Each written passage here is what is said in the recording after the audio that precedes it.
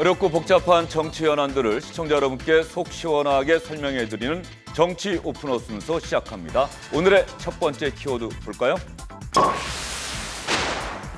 공평한 분담. 한미 정상회담 관련 소식을 정치 오픈어 시간에 처음으로 전해드리도록 하겠습니다. 한미 정상회담, 북미 실무협상 재개, 한미 동맹 재확인 이런 목표도 있었습니다만 사실은 방위비 분담금 협상도 중요한 의제로 올랐던 것 같습니다. 문재인 대통령은 합리적 수준의 공평한 분담을 강조했는데 미국 정부는 상당한 대폭의 인상을 요구하고 있습니다. 오늘부터 서울에서 방위비 분담금 협상이 시작됐는데 과연 내년 방위비 분담금 협상은 어떻게 결정이 날까요? 다음 두 번째 키워드입니다. 검찰 고발. 검찰에 고발하겠다는 것이 아니라 검찰을 고발하겠다는 뜻입니다. 검찰에 대한 여당이 민주당의 압박 수위가 높아지고 있습니다. 검찰이 피의 사실을 언론에 흘리고 있는 것 같다. 그런 혐의가 있는 것 같다면서 검찰을 피의 사실 공표 혐의로 경찰에 고발하는 방안을 검토하겠다 이렇게 밝혔습니다. 민주당이 왜 검찰에 대해서 다시 압박을 강화하고 나선 건지 민주당 내부에서 혹시 조국 법무부 장관에 대한 출구 전략, 즉 조국 장관이 검찰 수사를 통해서 뭔가 혐의가 있는 것으로 나온다면 아니면 부인 정경심 교수가 구속영장이 청구되고 구속된다면 조국 장관이 사퇴해야 되는 것 아니냐 이런 목소리가 정말로 나오고 있는 건지 여러분께 설명해 드리도록 하겠습니다. 다음 오늘의 마지막 키워드입니다. 정의당 탈당. 조국 법무장관 문제와 관련해서 정의당이 데스노트에 조국 장관의 이름을 올리지 않았지요. 그 이후에 정의당에 대한 비판 여론이 상당히 높아졌고 결국 심상정 대표가 공개적으로 사과하는 일까지 있었습니다. 그런데 오늘 민주노동당 시절부터 함께했던 진중권 동양대 교수가 탈당계를 제출했다는 소식이 들려오면서 정의당 내부에 정말 탈당 대열이 이어지고 있는 것인지 정의당이 흔들리고 있는 것인지 이러한 이야기들이 많이 나오고 있네요. 정의당 내부 사정 여러분께 자세하게 설명해 드리겠습니다.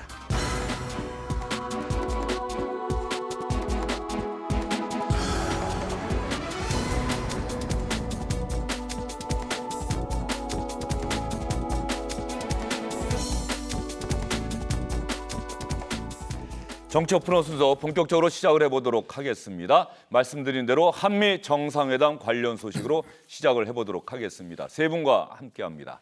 김영준 명지대 교수, 최창렬 용인대 교수, SBS 원일이 논설위원 나와 있습니다. 세 분 어서 오십시오. 네, 안녕하세요. 먼저 원일이 위원, 네. 오늘 한미 정상회담의 합의 내용, 청와대도 발표했고 백악관도 발표했을 텐데요. 일단 들려오기로는 북미 실무협상 조속히 재개돼서 북핵 협상 빨리 하자 이런 내용도 있었던 것 같고 나머지 사안 방위비 분담금 협상에 대해서는 어떤 이야기가 나왔습니까? 나올까봐 걱정했던 거 예. 하나 하고 꼭 나와야 되는 얘기 두 가지가 이제 좀 다 나왔습니다. 말씀하신 대로 별도의 기자회견은 없습니다. 각국의 브리핑을 통해서 결과가 나왔습니다만은 먼저 걱정했던 지소미아 파기 문제는 언급되지 않았기 때문에 아무런 언급이 나오지 않았고 지소미아 문제는 일체 언급이 없었다. 예, 그 대신에 방위비 분담금과 관련돼서 얘기가 나왔습니다. 방금 전에 봤더니 백악관에서 이 발표가 나왔네요. 예. 올해 안에 2019년 연말까지 방위비 협상 문제를 결론 내기로 논의를 했다. 이런 그 발표 내용 나왔고 우리 측에서는 문재인 대통령이 모두 발언을 통해서 미국의 LNG 가스 수입 얘기 나왔고 트럼프 대통령은 한국이 미국산 무기 구매에 큰 손이다 이런 거 좀 했습니다. 결국 정리를 해보면 방위비 분담금 협의했다라는 거고 한국의 미국산 가스와 무기 구입 문제 논의됐다라는 거고 대신 방위비 문제와 함께 북미 실무 협상 조속히 개최되고 문재인 대통령은 제3차 북미 정상회담 빨리 여서라 이런 논의를 이뤄냈다. 여기까지가 지금 발표된 내용입니다. 예, 지금 한미 정상들이 정상회담에 앞서서 기자들에게 자신들의 생각을 밝히는 그러한 장면이 나오고 있는데 제가 화면을 봤더니 트럼프 미국 대통령의 통역이 바뀌었더라고요. 예전부터 오래 통역을 담당했던 분의 모습이 보이지 않고 다른 분이 지금 통역을 하는 모습이 나와 있습니다. 아마 이 부분도 또 언론에서 취재를 해서 저분은 어떤 분이고 그동안 했던 분은 지금 어디서 무엇을 하고 있는지 이런 기사도 좀 조만간에 나오지 않을까 싶은 생각이 좀 들고요. 문재인 대통령과 트럼프 대통령의 정상회담이 5개월 만입니까? 3개월 만입니다. 3개월 만입니까? 예, 석 달 만에 다 열렸습니다. 올 들어서만 4월에 열렸고 문재인 대통령이 미국 갔었죠. 지난 6월달에 트럼프 대통령 판문점에서 잠깐 만났어요. 예. 그것도 정상회담으로 쳐야 되는 거고. 그리고 원래 뉴욕 그 유엔 회담은 이낙연 총리가 가도 되는 데에도 불구하고 문재인 대통령이 이번에 굳이 가신 겁니다. 북미 정상회담을 촉진하기 위해서 특별히 문재인 대통령이 가시기를 원했고 미국이 받아들여서 한미 정상회담 성사됐다. 취임 이후 9번째 지난번에 이어서 석 달 만에 열렸다. 매우 자주 열리고 있는 겁니다. 지난 4월 정상회담 때는 조금 분위기가 안 좋았다. 문재인 대통령이 대한민국 임시정부 수립 100주년 기념일이라고 하는 큰 행사를 빠져가면서까지 미국 워싱턴 DC로 갔었는데 당시에는 상당히 분위기가 안 좋았다라고 하는 기사들이 많이 나왔는데 이번에는 1시간 5분 정도 만났다. 뭐 분위기는 좀 화면에 나오는 그대로 뭐 반갑게 악수하고 이야기도 많이 하고 뭐 그런 모습이네요.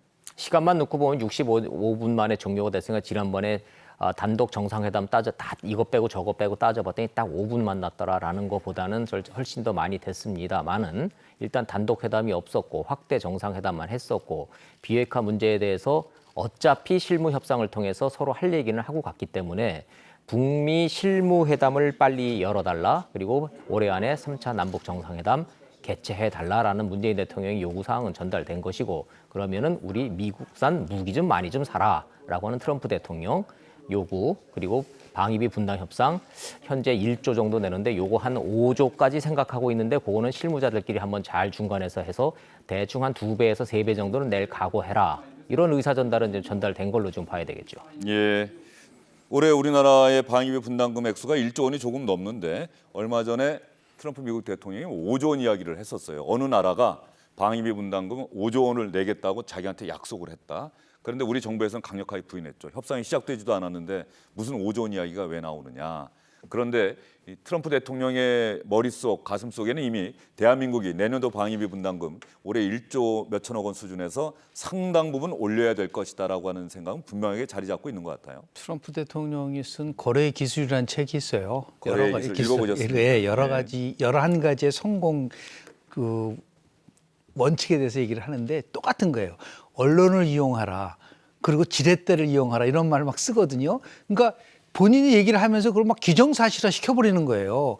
지난달에 에스퍼 국무장관이 실은 국방장관이 대한민국을 방문했는데 그때 또 다시 트위터에 뭐라고 올렸냐면 협상은 거의 마무리되고 한국이 합의를 다 했다. 대폭적으로 늘릴 거다라고 얘기를 한 그런 걸 트위터에 올렸어요. 근데 실은 우리 협상도 시작하지 않았거든요. 오늘 시작했는데 그런데 막 예. 트위터에 올립니다. 그게 거래의 기술이에요. 이 사람은 동맹의 가치를 보는 게 아니라 선저하게 자국 이익의 예. 가치에서 보는 거기 때문에 이렇게 해놓고 나중에 이제 서서히 거래를 통해서 자신의 이익을 관철하는 그런 의미에서 봤을 때 좀 안타까운 거는 동맹의 관점에서 봐야 잠깐만 이 거래의 관점에서 이걸 보니까 어떤 때는 화가 나기도 하고 대한민국이 무슨 뭐 그동안 오랫동안 같은 동맹을 이뤄줬는데 이런 식으로 취급하는 것은 지극히 트럼프가 잘못된 건데 방위비 분담에 관련된 거고 우리나라만 압박하는 거는 아니에요. 나토도 그렇죠.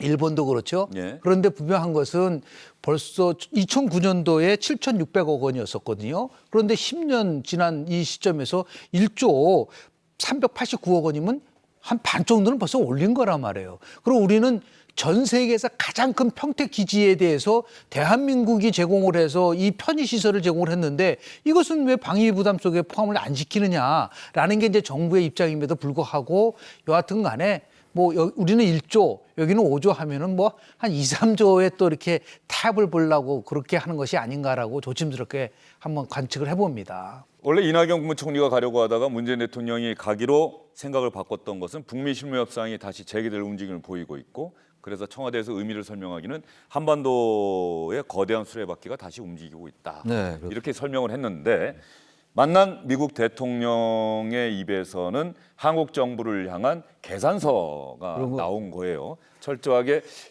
한미동맹은 원래 혈맹이라고 하지 않습니까? 1조 389억에서 5조로 올린다라는 건 너무 많잖아요. 근데 그거는 이제 일단 목표액이 아닌가 싶기도 하고요. 뭐, 예. 근데 지금 현재 이 지금 주한 방위비 분담이거든요. 두 가지 협정이 있어요. 주한 미군 주둔군 지휘 협정이라는 게 하나 있고 방위비 분담금에 대한 협정이 있거든요. 여기에 따라서 이제 우리가 이제 그 부담을 하는 것이고 또 양국의 협약에 의해서 부담을 하는 건데 지금 이렇게 계산의 차이가 나는 이유가 미국의 전략 자산을 우리나라에 전개할 때 한반도에 전개할 때 그 전략 비용도 우리가 부담하라는 그런 취지가 많은 것 같아요. 트럼프 대통령에게는 50억 달러가 드는데 이게 왜 그 나라들이 부담하지 않느냐? 자기들이 미국이 항상 고통을 받고 있다 이런 얘기거든요. 근데 거기 협정이 있어요. 한국군의 군무원 인건비는 우리가 지급하고 미군의 인건비는 이제 그들이 미국이 지급하는 겁니다. 그리고 또 하나가 이제 그 전략 자산 전개는 미군이 부담하는 게 맞는 거예요. 근데 그런 부분의 상당 부분을 한국 정부가 부담해라 이런 얘기거든요. 이제 그런 부분들을 이번에 이제 그 한미 정상회담에서 북미 뭐 실무 협상은 진행될 것이고 지금 북미 정상회담도 아마 그쪽으로 가는 것 같긴 흐름이긴 한데 그것보다 트럼프 대통령의 중요한 건 일단 방위비를 많이 올리는 게 중요한 겁니다. 네. 아까 말씀하신 것처럼 여의도에 5.5배라는 거 아니에요. 평택 기지가 전 세계에서 가장 큰 거고 1조 389억이 된 게 얼마 안 됐잖아요. 이게 올 연말까지거든요. 근데 내년에 바로 5억으로 뭐 5조까지는 안 가겠지만 이런 부분들이 이제 우리도 지소미아도 마찬가지 아닙니까? 우리나라도 이제는 우리의 목소리를 낼 필요가 있다. 현재 미군이 주둔하고 있는 건 우리의 국익에도 부합하지만 미국의 그 동아시아 전략에도 부합하는 것이거든요. 좀 그런 점을 봐서 이제 좀 완벽하지는 않더라도 좀 균등하게 호혜적인 차원으로 갈 필요가 있다는 생각을 합니다. 트럼프 미국 대통령의 행동 발언을 보면 말이죠. 최근에 계속 나오는 기사가 우크라이나 이른바 스캔들이라고 하는 것 아니겠습니까? 네네. 바이든 미국 민주당 대선 후보로 유력시되는 바이든 전 부통령에 대해서 우크라이나 정부를 향해서 뒷조사를 해달라. 뭐 이러한 스캔들 때문에 흔들리고 있다는 기사가 많이 나오는데 트럼프 대통령 막상 화면에 나오는 거 보면은 뭐 전혀 거리낌이 없어요. 미국 대통령 선거가 결정적인 게 두 가지라고 사람들을 많이 합니다. 하나는 경제가 얼만큼 좋으냐라는 거고요. 두 번째는 후보자의 도덕성과 관련된 문제거든요. 근데 경제는 작년도에 미국의 경제 성장률이 2.9%니까 전 세계 GDP의 23%를 차지하는 미국의 경제 성장률 2.9%는 뭐 어마어마하게 많이 그 성장한 거라 볼 수가 있는 것이고요. 두 번째 도덕성에 대한 문제는 이제는 너무나 많은 그 트럼프에 대해서 도덕성은 이제 더 이상 어떤 얘기가 나와도 저 사람은 저런가 보다라고 할 정도로 어떻게 다른 나라 대통령한테 압박을 해가지고 야당 후보의 그런 것을 조사하라는 말을 어떻게 상상을 할 수 있겠습니까? 그리고 더 나아가서 트럼프 대통령의 가장 잘못된 것 중에 하나는 하지 말아야 할 그러한 수준을 넘어서서 말을 막 하거든요. 이런 것들은 그만큼 자신이 충분히 선거에서 자신이 있다고 얘기를 하면서 적절하게 자기가 위기가 오면요. 또 북한 변수를 또 이용을 해요. 역대 어떤 대통령보다 나만큼 북한과 관련돼서 좋은 관계를 가진 대통령이 있느냐. 이런 것 때문에 이 국내 문제와 국제 문제를 아주 적절하게 활용을 하면서 자신에 대하게 유리한 방향으로 끌고 가는 그런 면에서 아주 독특한 기술을 갖고 있지 않나 생각을 좀 합니다. 예, 그러면 한미 정상회담에서 문재인 대통령과 트럼프 미국 대통령이 기자들 앞에서 취재진 앞에서 주고받은 이야기를 여러분께 차례로 들려드리도록 하겠습니다. 먼저 어떤 이야기인지 한번 들어볼까요? First, we'll be talking about North Korea. We'll be talking about the purchase of equipment. South Korea is one of our largest purchasers of military equipment, and we're working together very well. 미국의 그 LNG 가스에 대한 한국의 투입을 추가하는 그런 결정이 이루어지고 또한 한국의 자동차 미국의 자율주행 기업 간의 합작 투자가 이루어지게 되는데 이 모두가 한미 동맹을 더욱더 든든하게 발전시키는 것이라고 믿습니다. 트럼프 미국 대통령은 무기 구매를 이야기하고 문재인 대통령은 미국 LNG 가스 수입 더 확대한다. 그리고 한국의 자동차 업체와 미국의 자율은행 기업 간의 합작 투자 계약도 이번에 이루어지게 된다. 뭐 일종의 선물을 미국에 주는 것 같고요. 북미 정상회담, 북미 실무협상 조기 재개와 관련해서는 두 정상이 또 어떤 이야기했는지 들어보겠습니다. 조만간 제3차 북미 정상회담을 준비하기 위한 북미 간의 실무 협상이 열리리라고 기대를 합니다. 제3차 북미 정상회담이 열린다면 아마도 한반도의 역할의 새로운 질서가 만들어지는 아주 세계사를 대해주는 업계이 될 것이라고 믿습니다. I have a good relationship with Kim Jong-un. I will say this, if I weren't president, you'd be at war with North Korea, in my opinion. But we'll see what happens. Maybe we'll be able to make a deal, maybe not. 트럼프 미국 대통령이 거의 매일 비슷한 이야기를 하는데 정말 무슨 일이 일어날지 한번 두고 보도록 하지요. 북미 정상이 다시 만나게 될지. 이번 유엔 총회 연설에 트럼프 미국 대통령도 나서고 문재인 대통령도 나서는데 두 정상이 또 어떤 이야기를 할지.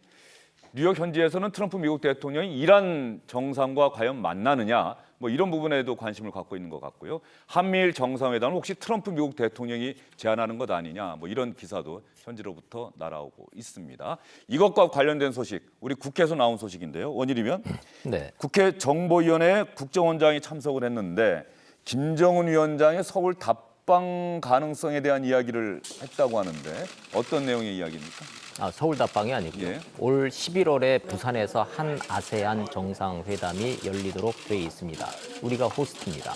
여기에 김정은 위원장이 올 가능성이 있느냐라는 질문에 대해서 현재 진행 중인 북미 실무 협상이 2, 3주 안에 진전이 있다라는 전제 아래 잘 되면 김정은 위원장이 부산에 오지 않겠는가 이렇게 답변을 했습니다. 예. 자, 앞부분에 전제에 방점이 찍히면은 비핵화 협상이 잘 돼야 된다라는 뜻이고 그것만 떼고 생각하면 김정은이 부산으로 온다라고 지금 방점이 좀 되겠죠. 예. 여야 간의 온도 차이는 있긴 있습니다만은 서훈 국정원장이 이 말을 한 당사자라는 것을 감안을 좀 해보면 그냥 나온 얘기는 아닌 것 같고 우리 정부는 북미 협상 실무회담 잘 해서 부산에 11월 달에 내려와라라고 사실상 공개적으로 초청한 거나 마찬가지다. 이런 내용들이 국회에서 지금 나오고 있습니다.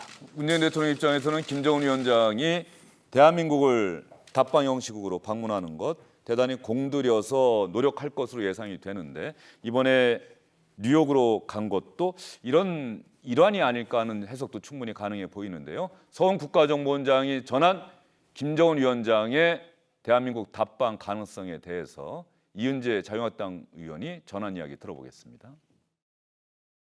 김정은 답방에 대해서 한 아세안 특별 정상회담에 참석 여부를 저희가 물었습니다. 그랬더니 그 국정원에서는 아마 비핵화 협상 진행이 어떻게 되는지에 따라서 그 부산에 오지 않겠나 이렇게 보고 있다. 이렇게 그 보고를 받았습니다. 어떻게 보면 상당히 원론적인 답변이긴 한데요. 어쨌든 답방 가능성에 대해서 국정원장이 이야기를 했다. 그런데 지금 북한은 우리 정부 상대 안 하고 있는 상황 아닙니까? 이거 어떻게 봐야 될까요? 북한 김정은 위원장이 오려면 뭔가 얻어가는 게 있어야 될 거예요. 지금 이제 북미 실무협상은 거의 기정사실화 돼 있고 거기에 따라서 이제 3차 북미 정상회담이 열릴 거라는 기대가 많은데 지금 북한의 언어와 또 미국의 언어가 좀 다르거든요. 어쨌든 북한에 대해서 미국은 대북 제재를 유지하겠다는 입장이고 북한은 뭔가 체제 보장이나 안전 보장 이런 것들에 대한 메시지가 있어야 된다는 거거든요. 근데 이게 이런 부분들이 실무 협상에서 어느 정도의 조율이 돼야 되겠죠. 조율이 되지 않고 뭐 만약 실무 협상이 그대로 된다면 3차 북미 정상회담 자체도 알 수가 없는 노릇이고 그게 안 된다면 지금 한 아세안 회담에 김정은 위원장이 온다. 이것도 아직은 좀 때가 이른 것 같아요. 서훈 국정원장이 물론 나름의 이제 정보가 있으니까 저런 말을 국회에서 했겠습니다만 지금은 아직은 여러 가지로 미뤄볼 때 반 정도의 가능성도 좀 안 되는 것 같아요. 현재로 봐서는 너무나 지금 갈 길이 멀기 때문에 그리고 비핵화에 대한 미국과 북한의 어떤 그 언어의 개념도 다른 것 같고 그래서 일단 좀 지켜본 다음에 생각을 해야 될 것 같습니다. 예, 6월 판문점 남북미 정상회동 때만 하더라도 뭔가 빨리 될 것 같은 그렇습니다. 그런 인상을 줬습니다만 사실은 그 이후로 똑같은 상황들이 계속해서 그대로 이어지고 있는 상황. 과연 탈출구가 돌파구가 마련될 수 있을지 북한과 미국의 실무협상 언제 재개되느냐 이것이 결정적인 변수가 될 것으로 보입니다.